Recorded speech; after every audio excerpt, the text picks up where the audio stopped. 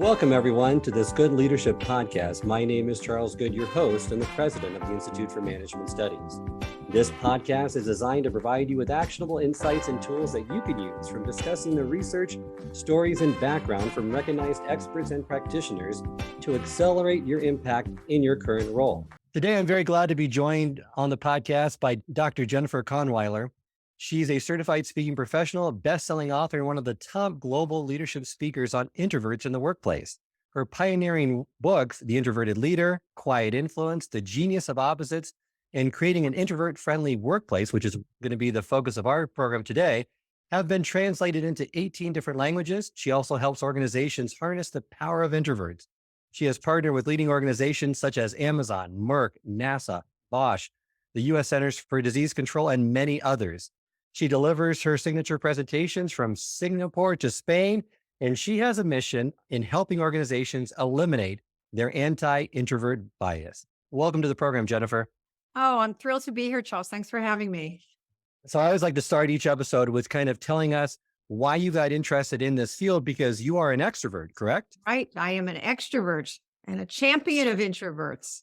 And so there's kind of two-pronged reason. The first was, I guess, the reason a lot of us do the work we do is sometimes influenced, right, by family members. So I've been a long-time partner and spouse of a confirmed and proud introvert.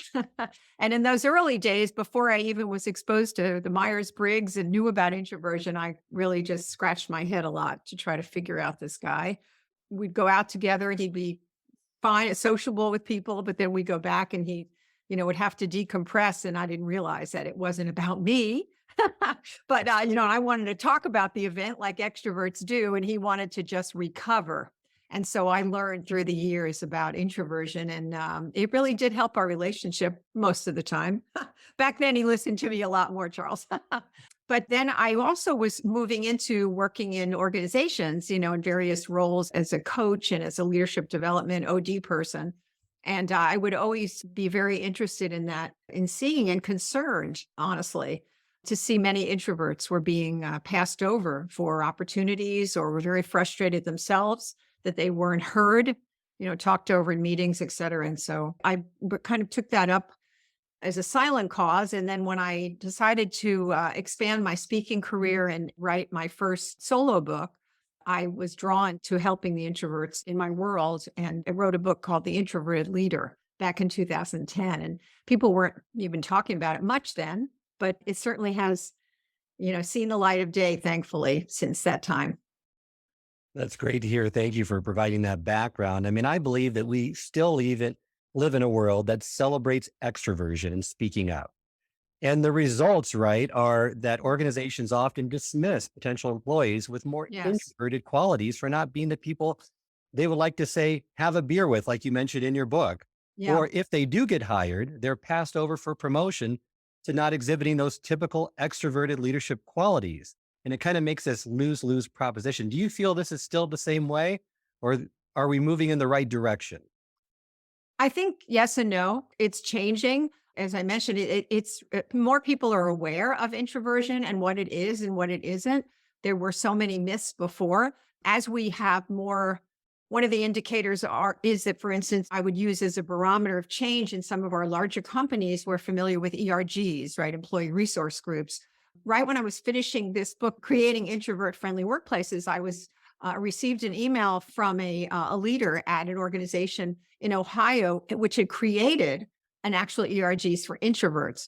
And they turned out to not be the first ones who did that. They banded together, and not so much out of frustration, but really in a desire to have camaraderie and collegiality and support, but also to educate the rest of their tech company about what an introvert is. So we got the conversation going, and even created like very practical sort of things that you say or don't say to an introvert. They were educating people, having forums, bringing in senior leaders. And this type of model has now, over I would say the last 3 or 4 years, with the expansion of diversity, equity, inclusion, we're seeing introversion be a part of that conversation. And so for that, I'm very grateful. That's on the positive side. Yet we still have so much bias, even among my people in my profession, my speaker friends. I was telling them about the podcast that I'm starting about introverts And extroverts, they said, well, you can't use introvert in the title. Somebody said to me, they said, that's a very negative word. Now that's among people who supposedly know human development, right? And are Right. aware of trends. So, I mean, even in that world, it's still frustrating. So I think on a lot of levels that if you ask introverts, they'll tell you there's still quite a bit of bias. I would agree with you. So why don't we start with what is an introvert and how much of the workforce do you think is comprised of introverts?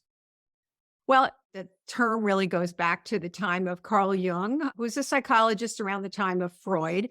And he came up with this personality type that he called an introvert. And by the way, he said it's more nuanced than that, right? So that, you will show extroverted qualities if you are an introvert. But in any case, he really came up with that term. And it really, for him, and I think it's really kind of stayed with that in addition to other definitions, is been around energy and where you get your energy. And like I mentioned, my husband, Bill, who would go back into our tiny apartment and go to one side, I go to the other, and he would decompress.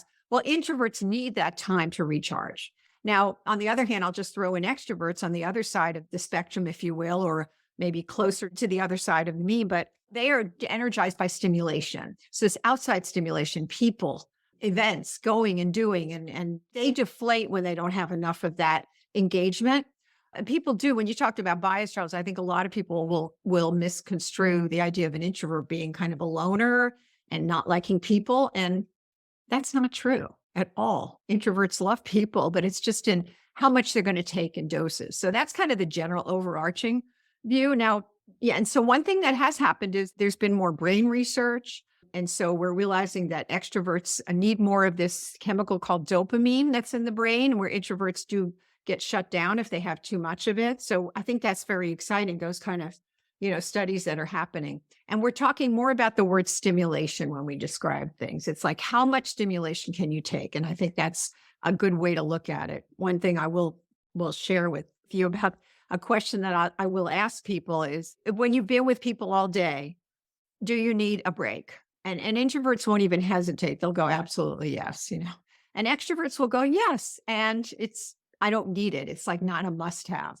So it's sometimes a good way to kind of decide, if you're more introvert or extroverted. Well, in the book, you use that as a litmus test question, right? Of Yeah, do yeah. you need to have quiet recharging time after being around people? And if you say yes, then you're more in that introvert spectrum. But I love how you describe it in the book too, right? Because you don't think of introversion as a black or white. Right. There's a spectrum of it. You can fall somewhere on the bell curve. There's introverts that have extroverted traits and extroverts that have introverted traits. And you can also be an ambivert. So it's not something where you either are one or the other. You're probably some mix of both, correct? Oh, absolutely. And you asked also how much of the world is made up of introverts. The estimation from consulting psychologists, press, and others is that it's about 40 to 60% of the workforce falls, Uh, even as you said, even slightly on the introvert side, which is really quite staggering if you think about it in our organizations that many of our, listeners are connected with. If we're not tapping into that talent, if we're kind of overriding those folks, think of what we're missing in terms of their engagement in the organization, but also the ideas and the innovation and all of that, organizations need to thrive on. Even a business case can be made, like in other aspects of diversity, if we're missing that huge chunk of people. But I did want to add something to what you said too, because I'm an extrovert. So I get out loud as I talk, right? So I have to kind of show that. But I think that a lot of times, we think, we need to know also what our qualities are, what our strengths are. And so that's a clarity that I think helps all of us. So if we know there's an introvert that, I need to be prepared and calmness is important to me, those kinds of things. If I can plug into that, and there we identify like 6 other key strengths in the book, Quiet Influence.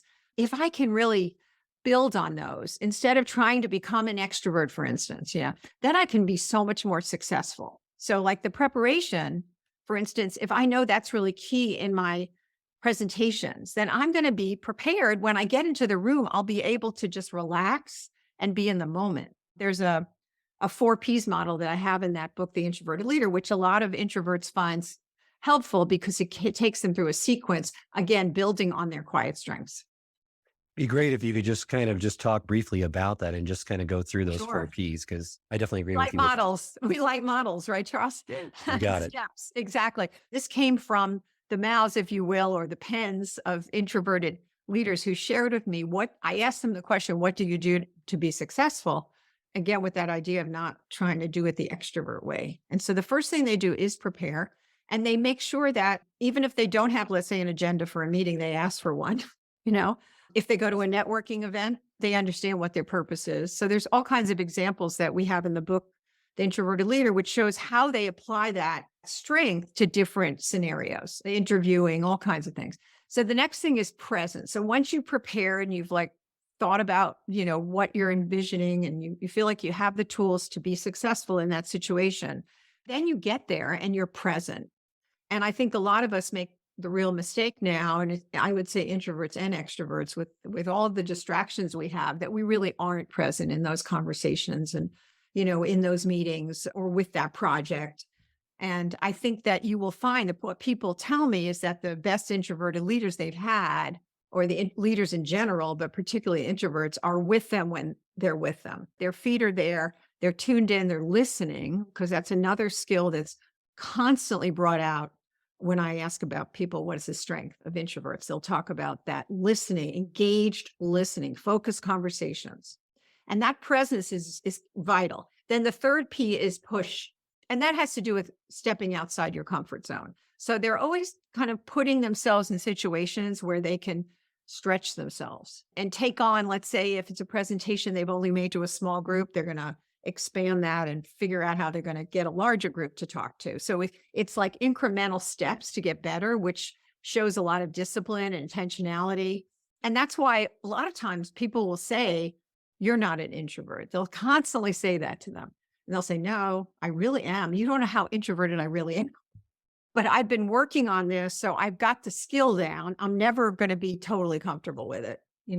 So I think that's really key. And then the fourth one is practice. So they look for opportunities to refine those skills. And, I always use the example of Jerry Seinfeld, the comedian, who, talks about, like, if he does not perform, and all of us as an aside would say, like, does he really need to be performing? And he's probably a billionaire by now, and he's at the top of his game. But he said, if I don't keep doing that, it's like broadband that shrivels up, and that I'm not going to be good at my game, and I have to keep practicing and refining it. And I find that too with my speaking and with my skills. If you don't do it, then you do get rusty and you don't get good anymore. Your competency goes down.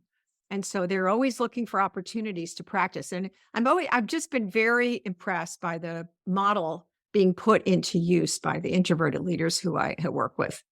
I love that model. And for me, from talking to so many leaders, especially those that are introverts, and there's a surprising number that are introverts that people may not know, but that pressing piece, right? That really is the key skill to get them out of their comfort zone and to get practice in those areas over time. Pushing, right? The push. And it's pushing enough, Charles, so it's not like when you go to the gym, and you come back the next day, you can't get out of bed. I've had that time, but you're pushing just enough that you're going to feel it, but they say, go to the edge, you go to the edge and then you're like, okay, that's fine for now. This applies to so many areas of leadership. I mean, if you think about it, communication, it applies, I mentioned, to networking, to presentations, to managing up with, your leaders. So when you have to really pitch or advocate for your people. So it kind of crosses the spectrum. That's great. Wanted to move into some of those myths around introversion so we can dispel those, because usually many people think it's synonymous with shyness. Right. And you disagree with that. And then you list some other myths of what people typically think that introverts are. You ask introverts, they'll tell you, they will tell you many things where people have misconstrued that they're antisocial, they're slow, they don't make decisions, in a timely manner. And with that, people say, well, they don't have ideas, they don't bring anything to the table. And that's just because, again, they're in their heads. I've heard this a lot from women. I think they get a harder rap sometimes around the judgments that are made about they're angry, that idea that they're, just because they're not showing a lot of smiles, like, women are supposed to be the stereotypical, like, friendly and outgoing. And if they're, I've heard this a lot for women in male dominated professions or in companies. In science, engineering, they'll say, if I'm not like, Miss Happy-Go-Lucky, then they think I'm really mad at them and I'm plotting some kind of nefarious scheme or that kind of thing. There's mostly negatives, that are put around around introverts and that, they don't have a lot of connections when in fact, the connections they have are like deeper oftentimes because they spend the time to have these to get to know the person. And a lot of times extroverts will judge that by saying, oh, they're being like secretive. But, a lot of times introverts really want to get to know you. So they don't like share a lot of personal information in the beginning. But once you get to know them, they go deep.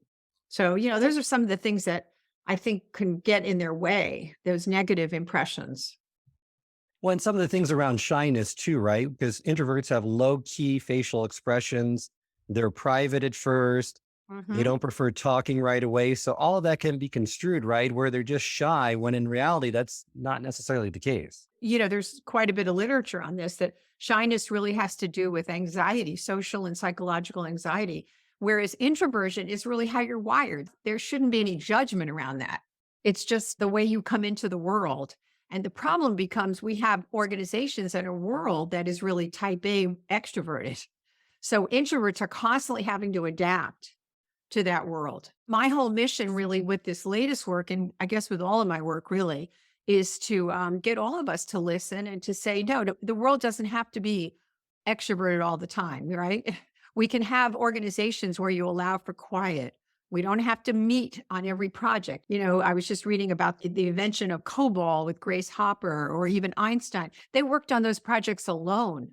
So look, we are really skewed towards collaboration, towards meeting in teams. That's what I mean by an example of the extroverted workplace or the society that we have. And I think we need to take a look at that and say, no, let's shift this, considering we have so many people that don't really operate that way. Well, and in the book too, you list some considerations for introverted friendly workplace design. And they really follow three key activities, right? Around collaboration, socialization, and focused work. So if you could Right. go into each one and just kind of help our listeners identify how they can create these more introverted friendly workplaces with those three key activities, especially. That is something that I gained from talking with the office design firm Gensler. They're quite in the news now because they're doing a lot of research and reporting on how do we transition these offices right into looking differently than they do. So the collaboration piece, yeah, as I was kind of segueing off what I was talking about, there are times we have to meet with other people, but let's look at those collaborative times in the office. Maybe we have one-on-one meetings. And certainly so much of us is now is remote and hybrid that we don't necessarily need to have everybody in the room. Like who should we be connecting with on that collaboration? Brainstorming is a part of that, right? So maybe there's some brainwriting that goes on where you use your collaborative tools on Slack and other methodologies to do that or in person at the old whiteboard, right? There's some of that needs to go on projects. The socialization was the other one. And there's been some interesting research or differences, I would say, in the trends that are being reported on.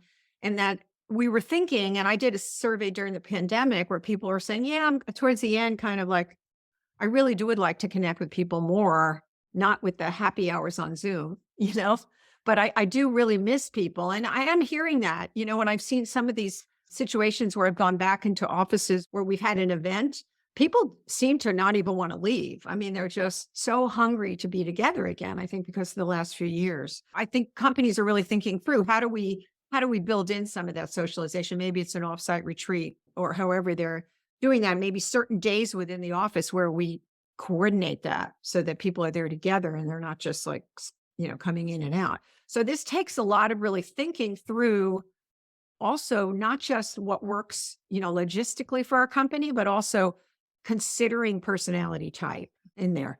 And then finally, focus. Now, interesting focus, you would think, well, okay, working at home is focus, right? You could work into the night and not have any barriers. That's a problem with that.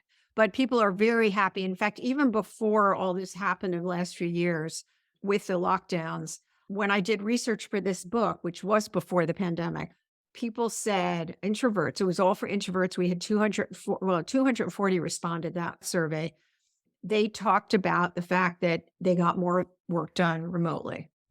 Now, interesting, I just read recently, there was another report, and I believe this was Gensler, that talked about focus now being one of the top reasons people go back in the office because there are too many distractions at home and they need another space. And so we also talk about co-working as an option for that too, because then you have that kind of what I talk about in the book and is communal solitude, where you have people around, you have that energy, but it's not in the same room you're in or the same little corner of your dining room or bedroom. So those three areas, right? Collaboration, focus, and socialization are all things to consider when you are planning your strategy in the office. Well, and you list some great ones that I've heard you before too. And one that really surprised me, that obviously you want to have people that need to collaborate together should be hopefully located together or in close proximity. But, Mhm. spaces for natural mingling are important to Yeah. lower the barrier for introverts to interact with coworkers, which I, kind Yeah. of thought was counterintuitive because maybe they didn't want that proximity to force them to mingle. But I mean, it Mhm. does reduce the barriers to help them to have that connection with their coworkers, whether it's remote or in Yeah. the office.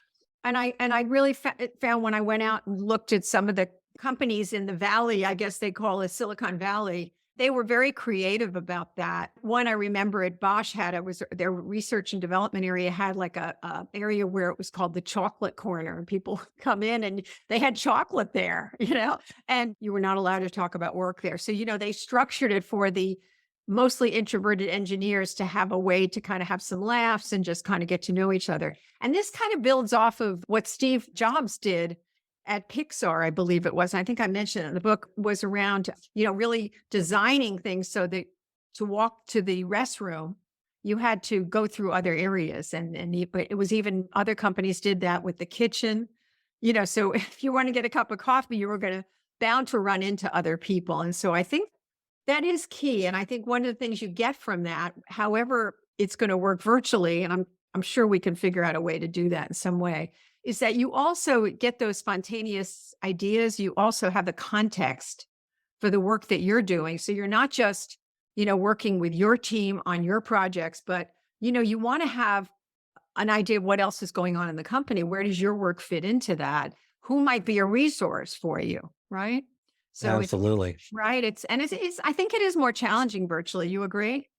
I definitely agree. I mean, I think, with Zoom fatigue hitting in and people just, not really understanding the best practices, or maybe they have a good sense of what would work in an office environment, Yeah. but then they are really don't know what works in a virtual environment. So having Zoom meeting after Zoom meeting, I've heard you mention in the past on some of Mhm. the Zoom meetings, it's better to have some quiet time for reflection, or in breakouts, do it with smaller groups instead of larger Yes. groups to help the introverts out.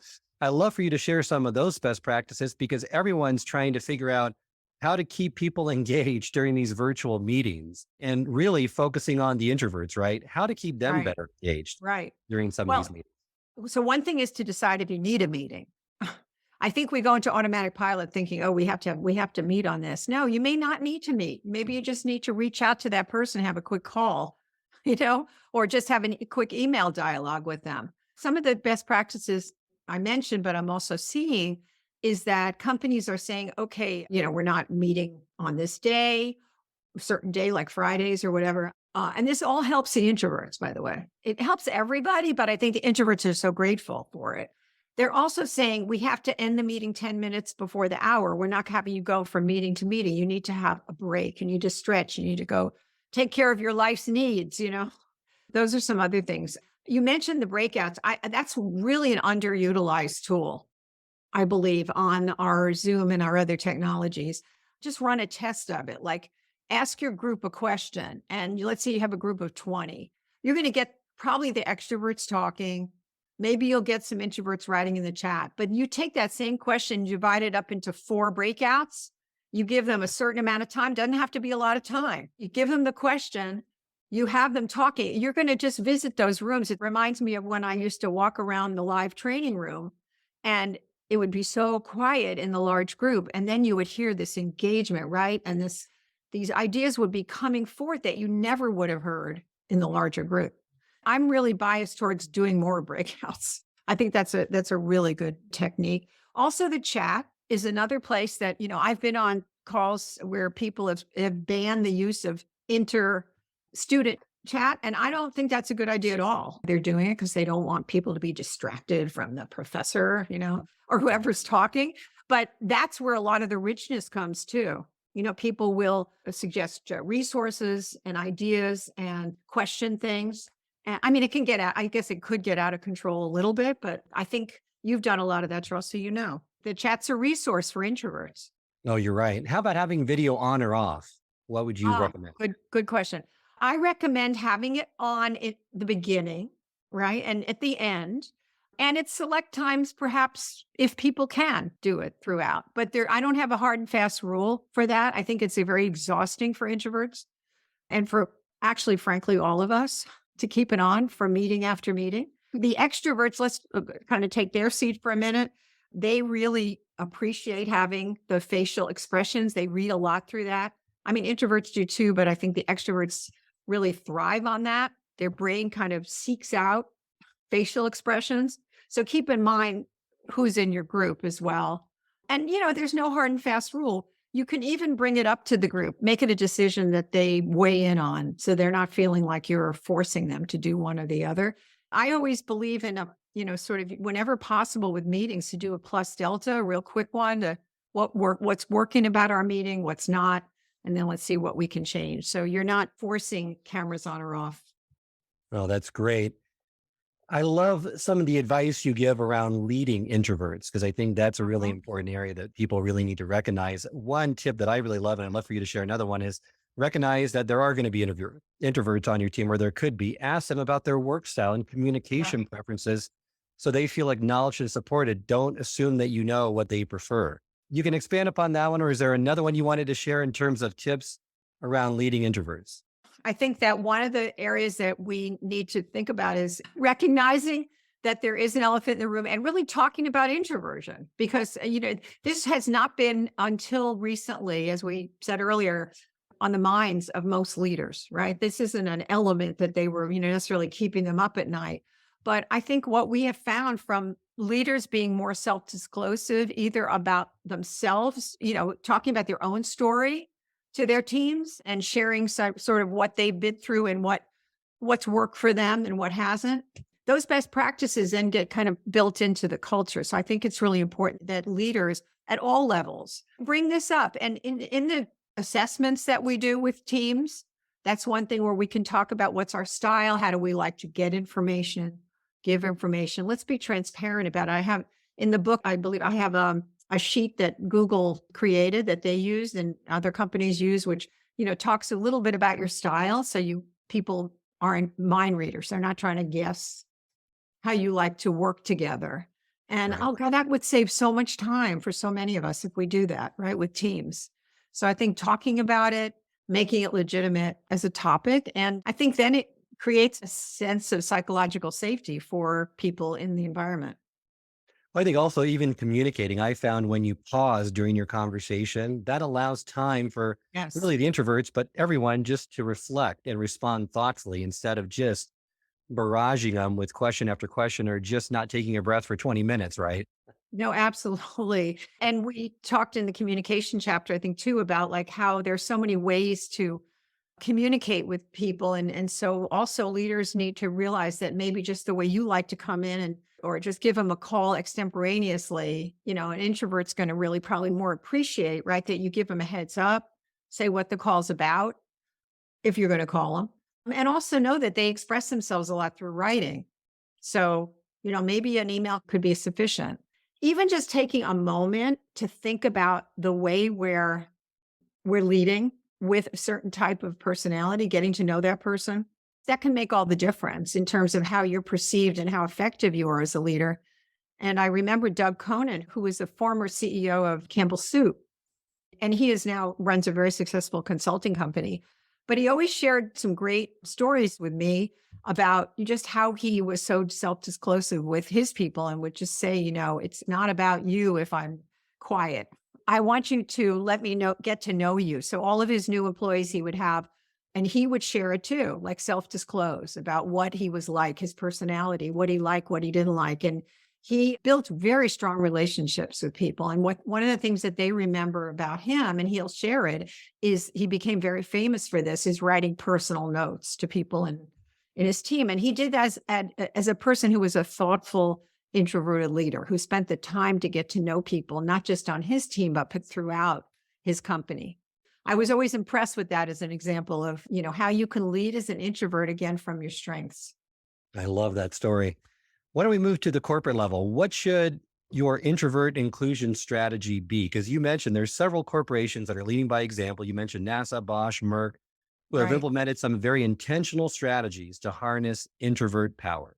hmm And so I'm pulling my book out now because I'm going to focus in on what some of those strategies are. And I think I mentioned one already, which was to talk about this. And another is to research and ask introverts what they need and what they want. And so really not just giving lip service to these groups that are forming from every company, from Amazon to Kimberly Clark. I mean, I've been talking to so many over the last 2 years who have been springing up and expanding the message of introversion as well, encouraging teams to address this and being very intentional about your practices with this whole change with hybrid. One thing we didn't talk about, Charles, is the interviewing and the recruiting. That's on the minds, I think, of so many people right now who are concerned about the future of their companies as we need to retain with the fact that we have all of these labor shortages.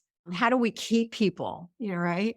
And so it's really paying attention to, as you mentioned, also, you picked up not just who we want to have a beer with, but what our jobs really require. And I interviewed, and I've been aware of this for years, so many people who said that if they had not advocated for the introverts that they were taking a look at in the selection process, then those people would have easily been passed over. And they had many examples of where the individual, because somebody was advocating for them, either internally for promotion or externally, they were new hires, where they rose up in the organization and to become, very, very high level and have an expansive control as well as be admired. And so I think that's one thing that we all, not just in HR, but in all areas of the company where we can, as you're looking at people, because that's our most valuable resource, is to take a look at, maybe you're trying to put them in your image if you're an extrovert, or maybe as an introvert, you're got that other kind of bias going on, right? Where you're saying maybe they aren't the right person. So just again, being aware of that as one factor, that could be really an asset, and maybe they don't interview so well, right? And setting up the environment so they are successful. I'll give that one example I think I shared in the book about the company that realized that just by splitting up their group interview process over a period of a day and a half, they were able to really get the best out of the people they were interviewing who were doing presentations. Because the people before that, they were really deflating the introverts. And so they really weren't getting a true picture of their talent. And so that's an example of taking a look, stepping back and saying what practices are working for everybody, right? All personality types, and what are not, and being intentional, not just kind of going with the same old way you've always done it. When you make some great points, especially with bringing on great introvert talent, because we were fighting against shallow first impressions and Right. really our personality biases that favor extroverts and played too large of a role in the hiring process. And you're going to miss out on some great talent because you're not focusing on the right individual. And you mentioned also something, at the corporate level, what these companies are doing, they're like job redesign.